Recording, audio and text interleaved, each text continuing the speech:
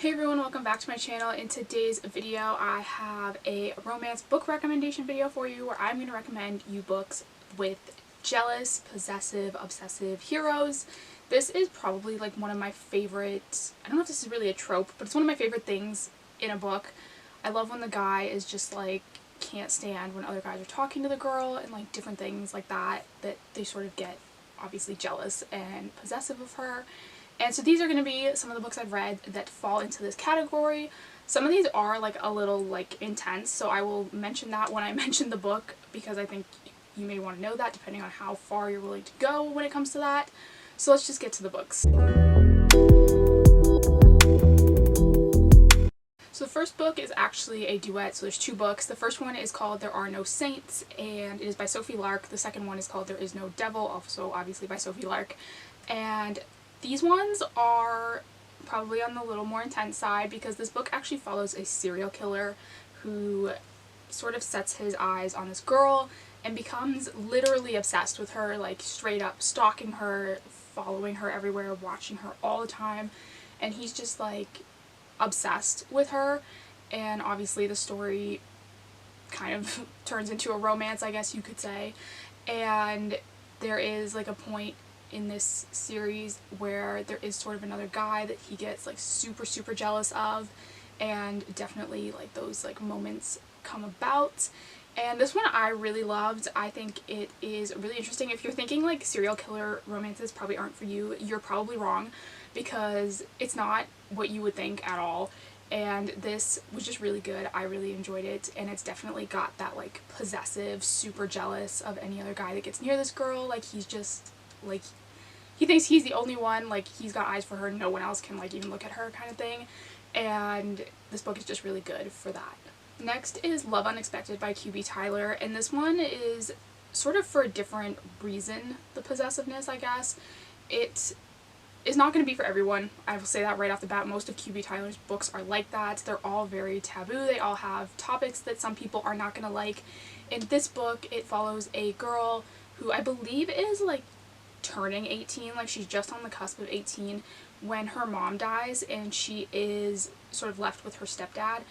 And she has had a crush on her stepdad since she was like 10. She saw him before her mom met him, and so she's always kind of had this thing for him like over the years, even though she was obviously like a kid and he was much older. And he obviously like never acted on it or anything, or like even really knew about it, I guess. And now the mother has passed, obviously she's almost 18, and they're now living in a house together, and so things kind of start, you know, happening. But in this one he's like super protective of her because it's sort of coming from like an almost fatherly place, but also like you can't really look at it like that or you would hate this book. But he's like really protective of her and like who she's hanging out with and different things, and there is definitely situations in this book where someone else is kind of like talking to her and whatever, and he's getting like really protective and possessive of her, and it's just like, no, like she's mine kind of thing. And like I said, this book's not going to be for everybody, but if you think you can ignore the fact that they are like step parent and child, then you'll probably like this. She was like a little bit older, like I think she was like 10 or 12, maybe like 12 when her parents, like when they got married. So she did grow up like sort of without a dad, and then he came into the picture, so I guess that's sort of there. Like, do with that information what you will. Like, obviously you're gonna know better than I am if this is gonna be something you can read or not, but this one definitely falls into this category for sure. Next is Under Lock by Mariana Zapata. Obviously, like any Mariana Zapata, this is a super slow burn book. I will say this one I find personally is a little bit less slow burn than her other books, so if you want something maybe like a little bit faster, this is going to be for you, but it is still a slow burn. And in this one, it follows a girl who needs a job and ends up working at the tattoo shop that her brother's best friend sort of runs. And I think she's like the receptionist, so she's just like answering calls and booking appointments and things. And this guy who's her brother's best friend working in the shop is like a super jerk to her at the beginning, like just like is super annoyed by her, but sort of like she starts to grow on him. And there's this situation that comes about sort of similar to Love Unexpected, I guess, where he starts standing up for her and is like just becomes super protective of her and doesn't want obviously like anyone bad near her and things like that. And it definitely like falls in that category. This one's a little bit more, I would say, like mainstream when it comes to this sort of like trope or topic or whatever you want to call it, because it's not as intense as some of the other books. It is just like him being protective and sort of like a boyfriendy friend kind of way, I guess, as opposed to like I will literally kill somebody for her. But he does like stand up for her and like protect her and different things like that. So this one, if you're looking for something a little bit more mild in the protective genre trope, I don't know what you would call that, then this is probably the book for you. Next is Fear Me by B.B. Reed, and I feel like every time I recommend this book I have to sort of put a like disclaimer that if you're not someone who reads a lot of dark romance and really loves dark romance, you will absolutely hate this book. Like, this book is the epitome of a dark romance book. It's even, like, I would be hesitant to call it a romance to begin with because the guy is so awful to the girl throughout the book. But it is the first in a series. It does end on a cliffhanger. I haven't read the other books in the series, but this one follows a girl who is in, I believe she's in high school when this is happening, and there's this older boy who's I think like 18, 19 maybe, so he's not like that much older than her, but he has just gotten out of prison. He spent a year in prison and he blames her, and he's like, you took a year of my life, I'm gonna take a year of yours. And he is just like possessive as hell, like literally will not let anyone talk to this girl, won't let her like go out or do anything. Like, he is just like controlling this girl's entire life. And so like I said, like, this one is way more intense than the other ones I'm going to recommend in this book. It is literally him, like the entire book, him being possessive of her and protective, but almost like not even in, like, it's not in a cutesy way, so like don't take it like that. It's literally like he is controlling her life and like gets mad at her when she does, like when she goes to like a football game or whatever, like he flips out. And so there's like a lot of that, but if you like super possessive, you'll probably like this one. But like I said, just know that it is intense, it is a dark book, so just keep all of that in mind when going into it. Definitely look up the trigger warnings if you're someone who avoids certain books because of certain triggers. This book probably has them because it's got like every trigger in it. Next is Credence by Penelope Douglas. I love this book. I read it last year and I still think about it fairly often. It follows a girl whose parents both die, I believe in a murder-suicide, and they were sort of like famous actors, I think. And so the news outlets are sort of picking up this, like, their deaths and are wanting to interview their daughter, and she has kind of always been hidden from the spotlight, and she doesn't want to really start going out there now to do all these interviews.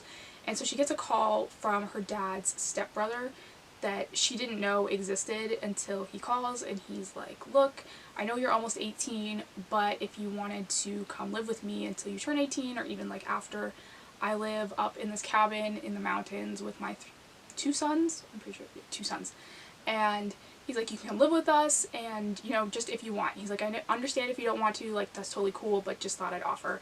And so at first she's like, oh, I don't really know, but then, like, the paparazzi and everything start hounding her, so she's like, okay, fine, I'll go out to this, like, cabin in the mountains to go get away from it all until it blows over, and then I'll come back home. And she goes out and obviously moves into this cabin with her step-uncle and 2 step-cousins, I guess. But, like, they're not blood related, and I think it's very important to mention that because of where this story goes.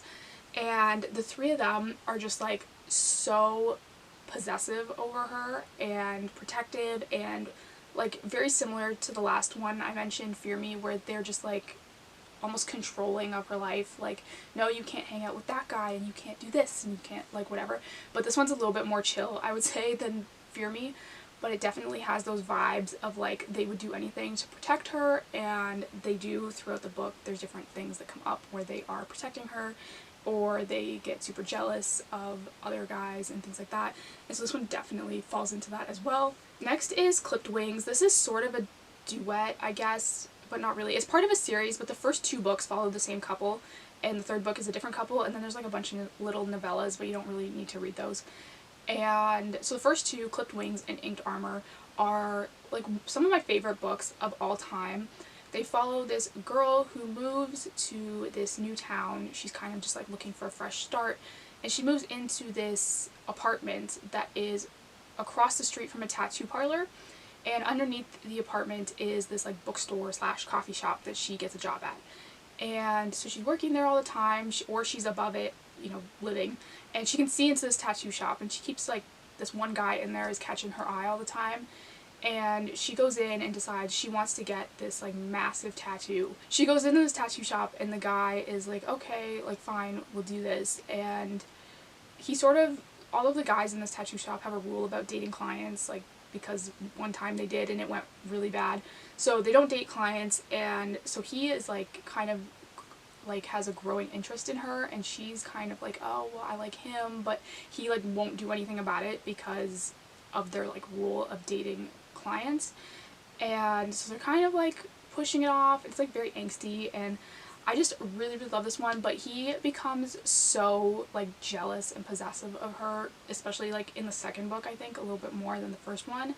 He just like doesn't want anyone else to have her, is super like mark my territory kind of dude, and just really has those vibes. And like I said, I don't see this book or this like duet mentioned very often, but I love it. Like I said, it's definitely one of my favorite books of all time. I just really love their relationship, and so this is definitely a good one for this trope. It's definitely a little bit less intense, I would say. It's again one of the more like mainstream sort of possessive, protective, jealous heroes, but definitely still a good read. And lastly is Brutal Heir by Eden O'Neill, and this is a bully romance. It starts out when they are kids, and this girl was living sort of on this guy's property because her mom was a maid for his grandfather, and so they've kind of grown up seeing each other a lot around this house. And one day she witnesses something, and the next day her mom ends up getting fired and they have to move, and she always thinks that like that thing that she witnessed was the reason that they had to leave. And there's like a whole thing between them, but they end up actually at the same college, I'm pretty sure. I think in the case of this one, like because they knew each other when they were kids, now that they're older, where the book is taking place, from the first moment this guy is sort of with her, he's super protective of her and like does something for her to protect her from something happening, and is just like super like possessive, and is really just like, I would think this guy is more like protective. Like he really is like looking out for her best interests and like trying to keep her safe, and with all the different things that are going on in this book. And it was just like really crazy. He definitely sort of becomes a little bit obsessive throughout the course of the book, and I really liked this one. Like I said, it's a bully romance. It's really good. It does have some like sort of graphic things that happen. I would look up the trigger warnings for this one if you know you're someone who needs to look those up. This is one that I would do that for. But really good book. Definitely falls in this category. Really liked it. And so those are all of my book recommendations for today. Thank you guys so much for watching. Don't forget to hit the subscribe button down below, and I will see you next time.